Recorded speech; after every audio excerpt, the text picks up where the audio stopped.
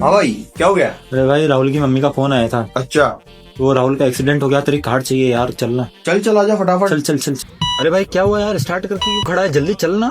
अरे भाई, सुबह सुबह पहली बार गाड़ी स्टार्ट करी है यार, कोल्ड स्टार्ट करने दे यार। कोल्ड स्टार्ट क्या होता है? भाई कोल्ड स्टार्ट से क्या है ना, इंजन पूरा बढ़िया से वर्क करता है और गाड़ी है ना लॉन्ग टाइम तक सही चलती है भाई। अब कितनी देर लगेगी भाई? बस 2 मिनट भाई, आरपीएम कम हो जाए फिर चलते हैं। चलो भाई, हो गया।